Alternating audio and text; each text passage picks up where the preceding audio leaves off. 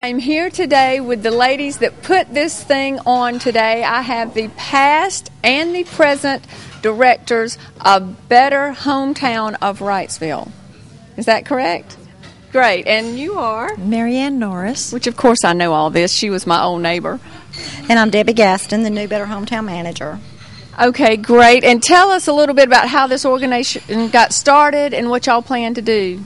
Well, I was on the internet one night and I reconnected with an old friend from University of Georgia, and she had Nathalie on her page, and I got in touch with Nathalie and we talked about it, and a few days later she decided that she wanted to be the host for this. So that's how it all came about, and she's just been wonderful, and Louise has been a very special person in my life, so we were just glad it all worked out. Well, it's been a great, great day. And tell us what you might do with the money and what kind of projects y'all might have planned. All of the proceeds for today's luncheon will go to the revitalization of downtown Wrightsville. They were so receptive. We've had such good response and great attendance, and this will go a long way into the whatever Wrightsville needs for the downtown, the new projects. We've got one coming up for the new trees around the courthouse. We've just had a great response, and we thank everybody. Well, it's been certainly a great day. I know I've enjoyed it, and everyone that I spoke to enjoyed it. And we certainly are always happy when we have a great event to go to and we can help with a charity at the same time. So thank you very much. They said, well, that's a perfect wedding dress on that lady up there. And I said, I don't know that lady.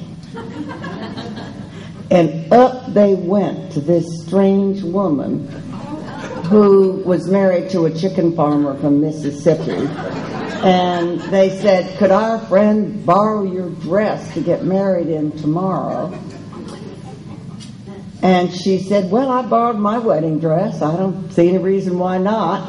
So the next morning I went to her room and she gave me the dress she'd had on the night before. It smelled like her perfume, and I put it on, and we got married on the beach, and then I took it off and gave it to her. She threw it in her suitcase and left, and I never saw her or the dress again. But anyway, that was the kind of thing that Louise would do. She had fun in life, and she knew that life was a blessing, and she made life a blessing for others. She was one of those people that knew how to receive good and how to give good to others. And that is a magical quality, to be able to understand that you are loved and embraced by something bigger than you are, and to share that love and embrace with everyone around you. I know how much her spiritual life meant to her, and how loved she felt, and how much she loved God and the church and all the things that we did together. And I know how much she shared that love with others. And I was very grateful for it my whole time that I was with her, even if she did get me in trouble from time to time. We had such a good time. I'm back with a group that came all the way from Macon, Georgia to be here. These are friends of my mother's from her church. And what is the name of the church? Riverside United Methodist Church. And I want you all to tell me what your names are, because I know so many people that were friends with Mother will also be friends with you. Mary Helen Schwartz. I was Mary Helen Daniel when I first knew her. Betty Ragland. Ann Penn. Bert Garrett. Joanne Hayen. Letitia Clark. And I know a lot of you that read Mother's column, for 30 years. She wrote 1,800 columns, that you will notice a lot of these names that were mentioned in so many of her columns. And I know Mary Helen was a very close friend and ran tight with Mother everywhere. Do you want to share a little something with everyone today? Yes, I remember one time when we went on a trip to Europe and visited in England, and Louise got us into the what do you call it over there? Parliament for lunch one day. And Louise wanted so much to write the recipes, get the recipes for the food we had. But she had no luck with that. That sounds just like her. She did. Everywhere Louise went, she never met a stranger.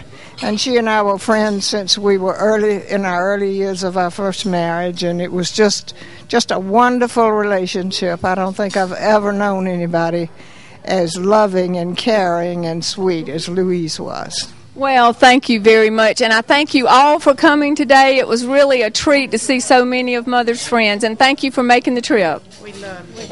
And I found someone from Dublin here today, Miss Jiva Alexander, and she has a great history with Nathalie Dupree, I just found out. Tell us what your connection is.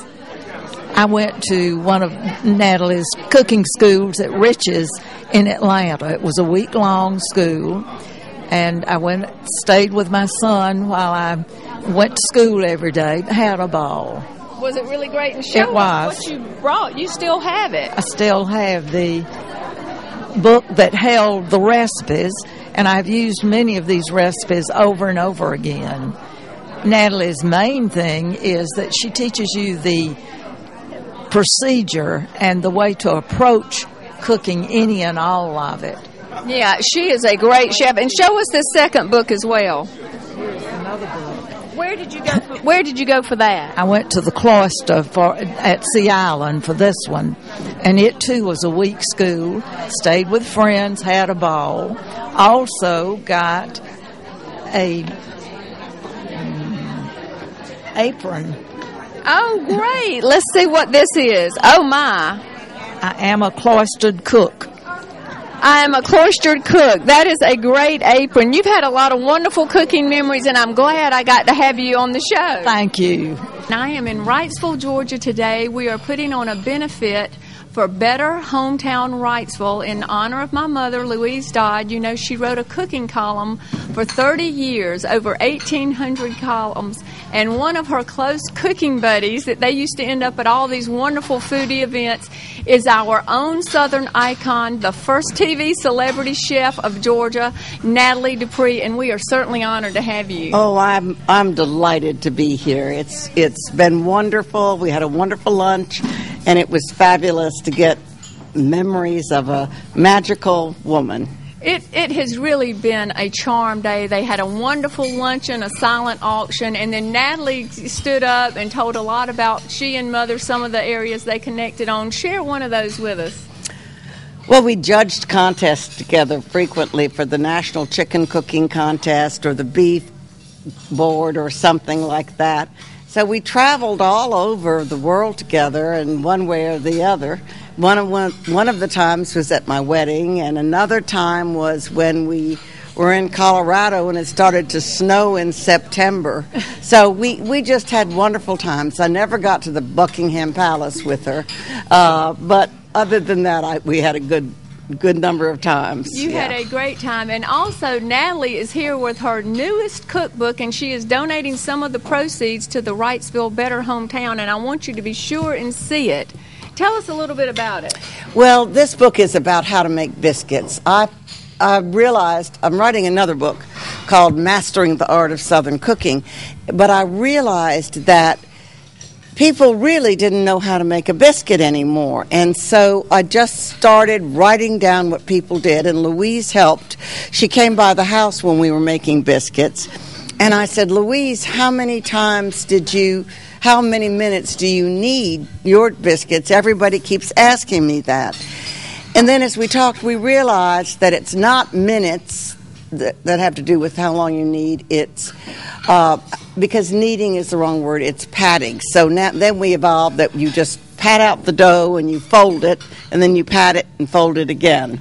And that makes it much easier. But it took a lot of great minds to come up with that. Well, making a biscuit is a true Southern art, and you are the queen of Southern food, and you have been on television forever. And the recipe column that I have right now up on the internet came from one of my polls from this book, and this is certainly the truth. New Southern Cooking with Nathalie Dupree, and she's going to update to more New Southern with her next cookbook. And the fresh corn spoon bread pudding I made is absolutely delicious. If you want no-fail recipes that are truly Southern recipes, this is the lady you need to go to. Thank you. We have all enjoyed having you here today so much. What fun it's been. It's been a great day. And we miss Louise. Yeah, every day. It's been tough. Yeah. But you were certainly a good friend of hers, and she loved going to all those great events. And it would be stars like Nathalie Dupree and the New York Times, and then it would be Louise Dodd there, because she could talk her way into anything, couldn't she? Yes, and I loved her cookbook. It's still for sale, isn't it? No, we're oh out dear, right now. oh dear. But but it's a good one too. It was from the Eating from the White House to the jailhouse. Right? Can you imagine? So well, thanks for being with us Thank you. today. We enjoyed it. Thank you.